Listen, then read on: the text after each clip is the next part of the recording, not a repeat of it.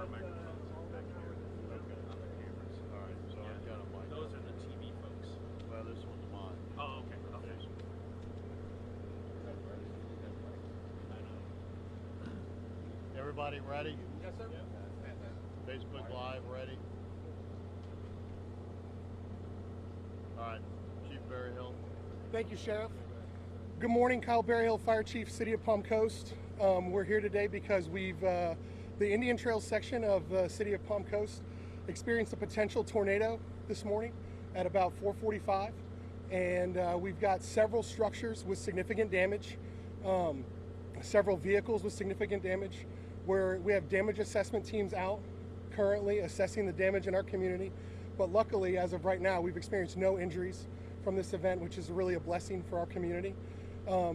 We responded with Flagler County Sheriff's Office deputies, the Palm Coast Fire Department, and Flagler County Fire Rescue, as well as crews from FP&L and Spectrum.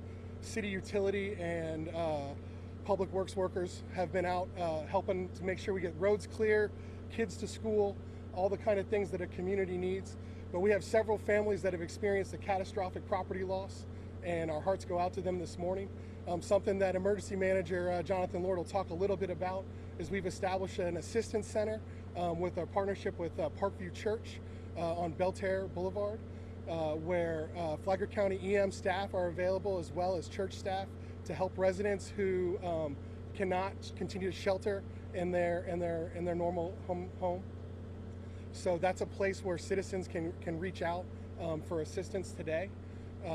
As we move forward, we still have fire staff, sheriff's deputies, city utility workers.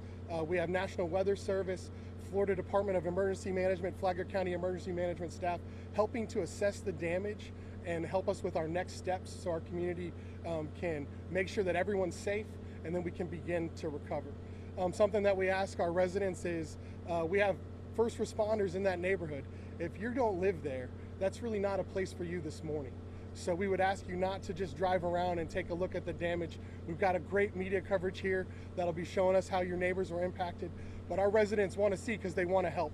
They want to be good neighbors. That's kind of how our city is. So we ask if you know someone, you know a neighbor that needs assistance, please go ahead and reach out to them at this time and be prepared.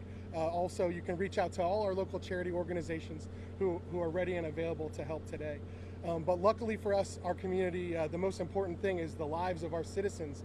Those lives seem to be in good shape, no injuries today, no injuries from firefighters, no injuries from deputies or our volunteers or our public works or utility crews. So we're very happy about that. We're going to continue to work to help our residents who have experienced catastrophic loss to their property, get the ship righted, but we know that there's a lot of ways we protect ourselves in that way, and that's definitely secondary to life safety issues. I'm going to go ahead and turn it over to Flagler County Emergency Manager Jonathan Lord, but if you need to follow us on anything, you can follow the Sheriff's Office, the City of Palm Coast Fire Department, or Flagler County Emergency Management, and any of our social channels, Facebook, X, I guess is what we call it now. I'm not sure. I think Instagram too. I'm looking to our PIO for some of the ways. And then all of our customer service portals are ways that you can tell us that you need assistance today. Palm Coast Connect, or just reaching out through our customer service line. And we'll take that call and try to make sure that we're able to do that. We definitely had several homes suffer major structural damage. We had streets blocked. We have power out and power lines down in this community. But this is a resilient community and a resilient neighborhood, and we'll be back up on our feet before long. Go ahead, sir. Thank you, Chief. Again, I'm Jonathan Lord, Flagler County's Emergency Management Director. So it was about 4:45 this morning, we think, when a potential tornado did touch down in the Indian Trails neighborhood. And there were response crews, as the Chief mentioned, from the fire department and the Sheriff's Office there, almost instantaneously taking care of life safety issues right away. We are, like you said, we are aware of a couple of homes or a few homes that do have some significant damage. Our Family Assistance Center is open at the Parkview Baptist Church, and they've already assisted one family. We know another family that already relocated on their own. They couldn't stay in their home with support from their insurance. And there are teams from the City of Palm Coast going door to door right now in that general neighborhood just to give us a more specific overview of the damage in that neighborhood, house by house. As we speak, we actually have one of our staff, along with the National Weather Service, that's in the neighborhood too, assessing. You hear us keep saying potential tornado. We can't officially make it a call as a tornado until the Weather Service conducts their assessment. They are in the area already with our team driving those neighborhoods, and they're pretty sure they're going to call it tornado, but we can't really say that until they officially make the call and finish their drive around. But it seems pretty evident. We believe this storm cell that created this probably started out in the western side of the county, near County Road 302, 75, as well as State Road 100. We do have a bunch of trees down in that general vicinity. Luckily, no other property damage out there. It looks like it may have lifted back up again and then obviously came back down in this Indian Trails neighborhood. So I mean, our thoughts and our prayers are with the families and neighbors that were impacted. If they are watching this or listening to this or seeing this on social media, again, if you do need help, we will have the Assistance Center up and running at least until noon today. And afterwards, you can give us a call at the Emergency Operations Center at 386-313-4200 during normal business hours, and we can link you up with other agencies and organizations that can provide assistance if you do need that. But if you have insurance, can take care of that, then please go ahead, call your insurance and make your own arrangements. But we are here, our entire community is here. All of the folks that you see standing up here and all of our partners are all here to make sure our community is taken care of. And actually, I was going to let the sheriff go next. Thank you. Thank you, Jonathan. For those that remember the Starlight tornado that came through generally in the same area a few years ago, this does not appear to be as significant as that event was. I just finished looking at the area myself, and like the emergency management and the fire chief mentioned, there are some significant structural damages, but most of the damage is trees, fences down, some of the drainage canals flooding, and so forth. For the community, I want to commend the first responders that started responding. It was still dark out, checking on the homes and the people in there to make sure everybody was okay. And fortunately, we've had no reported injuries. We have had a couple car crashes as a result of the weather, but not as a result of the wind event. So I would remind people that the roads are wet and they're dangerous, so just be careful if you have to leave your home. For anyone that thinks they can come and pray on the victims of this event, know that I have vacancies at the jail, and that's where you will end up. So don't even try to come to this area and prey on people that have been victimized by a weather event, because we will arrest you. We've had none of those issues so far. We want to keep it that way. We do have some what we call soft road closures, primarily on Baltimore and Behringer. And we're not stopping everyone, but if you don't need to be there, we would prefer that you not go to those areas. If you want to see what it looks like, you can go to the Sheriff's Office Facebook, the City of Palm Coast, and we have other areas that you can look that we're posting on social media if you're curious, or if the media needs those photos. So again, we were really very fortunate. I'm sure that the homes that were struck the worst don't feel that way, but when you look at what could have occurred and what has occurred in other communities and even this community in the past, we were really very blessed and fortunate that it was not more severe. The Sheriff's Office role from this point forward is really the protection of property and life safety, and supporting the emergency management, the fire department, and the City of Palm Coast work crews as things are cleaned up. And so with that, I guess we'll answer any questions. What is the most immediate danger to all the residents in that area? I'm sorry, I didn't hear What that. is the most immediate danger? Is it the power lines, structure? What is it? Well, in certain homes, it's structure of those homes, but mostly when you have events like this, you have trees go down, you have power lines go down. FPL's teams are here trying to restore power. So usually what happens is most of the injuries that occur after a tornado, hurricane, those kind of events occur after the storm. Trees continuing to fall, people are out there cutting down trees and they fall on themselves. They step on nails. and there was always a potential for live wires, although I think FPL is cutting the power for those areas. So you guys talk about catastrophic damage to homes. What's the most serious that you've seen? We saw a lot of shingles off and stuff, but what's the most serious damage you've seen? We definitely have at least one house that has lost its entire roof. And so we have several houses that have lost significant parts of the roof, so that, you know, the wiring associated with the house is exposed.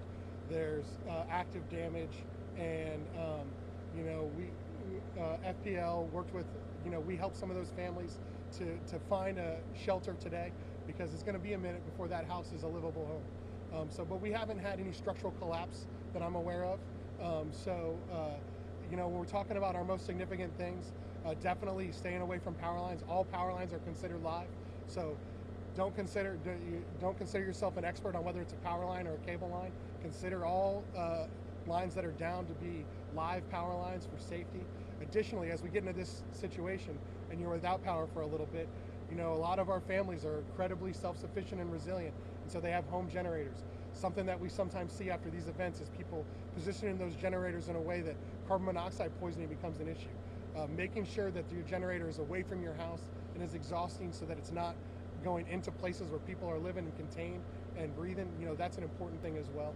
And you know, unlike a hurricane where there's a massive area that has destruction, and we still have acute pockets of significant destruction, but we have massive areas with loss of power or excessive rainfall or trees down and diminished transportation capabilities. A tornado is much more acute, or potential tornado, I guess, is much more acute. So residents that live very close to these residents are like, oh, that happened? But that means stay out, be good to the people you care about, and even the ones you don't, that live in those areas, and make sure that you're treating those, you know, if you can open a door to a family member, that's a great kind of thing to do right now, or a friend, so that they don't have to run a generator and potentially put those kind of situations, as we kind of figure out what our next steps are going to be from now. And let me just add that if you go and you'll see pictures of this, to indicate the type of force that was here, besides ripping off roofs, you can see a truss that is embedded in the ground. So that came from a house, and this event embedded in the ground.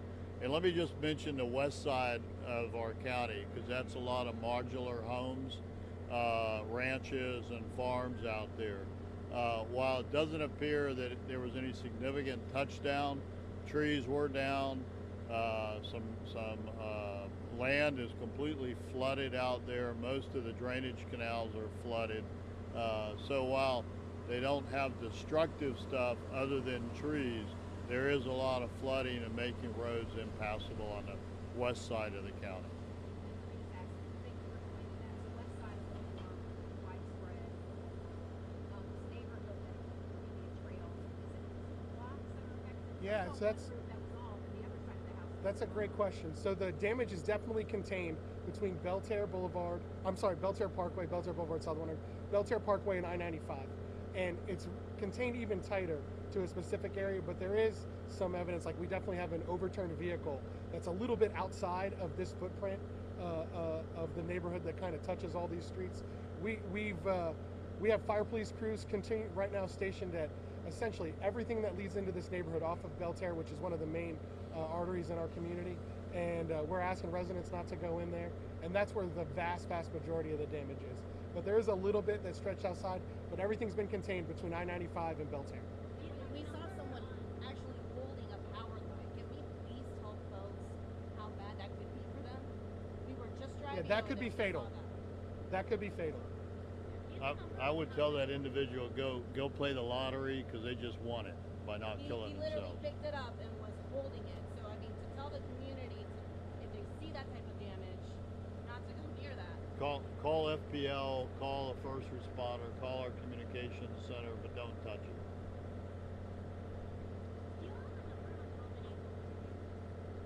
We don't yet. We have damage assessment teams in the area. We ought to have a really good, they've been out there since about 8:30, and so we ought to have a much better number for that later on throughout the day. Our PI, our communications director, will have that information for you guys as you go. Please make sure you get her information so that we can make sure to keep you updated. And we thank you very much for being out here today, for getting this information out to our community. You guys are a part of the first response too, to help our community be safe, to get the information to them so that they don't have to go and try to put their own eyes on it. So we appreciate your response as well. Do you have a number of homes that are without power, and is anything affected, like schools or churches or whatever, in that general area? Yeah, we definitely did not do. There's not a general area that's without power. It's very specific. FP&L is in the neighborhood right now, and so they've targeted. So they'll turn everything off until they get it safe, and they'll start turning things on and making sure, following their process. But we don't have a general area that's without power. And schools, churches, there's a new hospital that's very close to this area. All of those areas have power, including this park that we're in right now. And as far as that timeline, because you said it looked like the western side was actually the one in the morning and then back up. Because even that car in the picture you were saying, that was like 4:30 to 5:30. What timeline were we seeing? Well, we definitely had a couple of instances of severe weather this morning, but the event that we feel like had this most significant damage, where we believe there was a tornado touchdown, National Weather Service is going to tell us for sure, was at 4:45.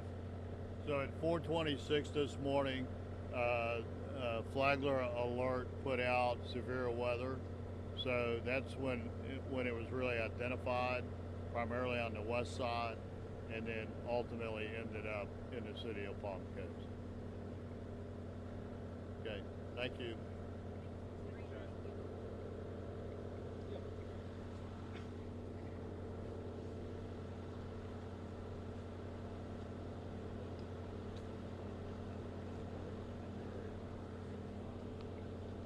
Hey, what do you, You know we want to go over there. huh? You know we want to go over there. Yes, it's open. At that Baltimore lane.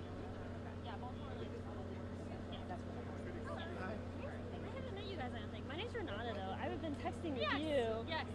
Can I give you guys my Yes, card? definitely. Thank you. Thank you. It's good to meet you. Sorry I missed you there. Yeah, well, morning. Hey, How you doing? Thanks for coming out. I appreciate it. appreciate it. Definitely. Thank you. Between St. Augustine and Daytona, Orlando, we don't get much press. Yeah, like right in the middle. We're right in the middle. Yeah. Little nice and peaceful here. Usually. Where did my guy go? Oh, there we go. You got it. Careful going home.